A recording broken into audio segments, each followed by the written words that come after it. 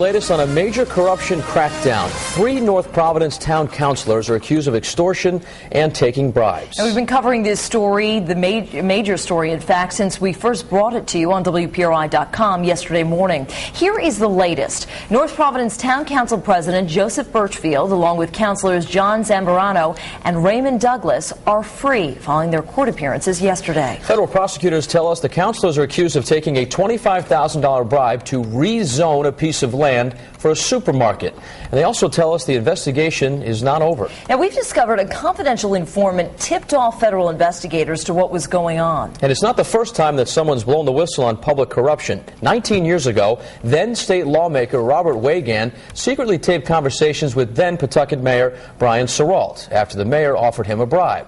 Serault served several years in federal prison. Eyewitness News reporter Sean Daly spoke with Wegan today for his reaction to the corruption crackdown, and he continues our in-depth coverage live from North Providence. Life has a way of testing us in all sorts of ways, testing our bodies, testing our minds, testing our character. We caught up with one man today who, like the federal informant in the North Providence corruption case, was tested and passed. Robert Wegan is a former lieutenant governor and former congressman who first came to prominence in Rhode Island in 1991.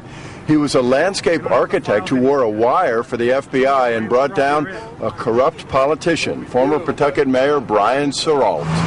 Now, 19 years later, Robert Wegan reflects on what he did. He has no regrets, but it wasn't always easy because many people considered him a snitch and questioned whether he was dirty too, and simply cooperated with the FBI in exchange for leniency. The lion's share, the majority of people say, thank you, great job, we're really proud of you.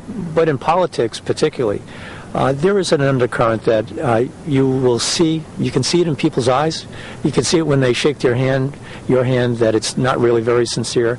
And you can see it in different things that occur. So there is always that undercurrent about, he was that snitch, he did another Democrat in, that type of thing. Robert Wegan expects the whistleblower in North Providence will be met with a similar reaction. There will be a very subtle alienation of him by other political people.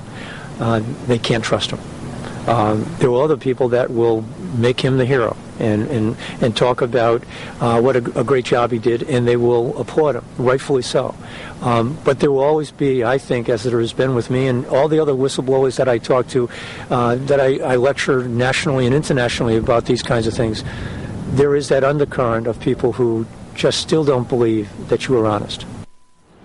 Think about that. In Rhode Island, sometimes the good guys are perceived not as the heroes that they are, but as bad guys themselves. That may help explain why the drumbeat of corruption here beats on. Live in South County with the Mobile Newsroom, Sean Daly, Eyewitness News.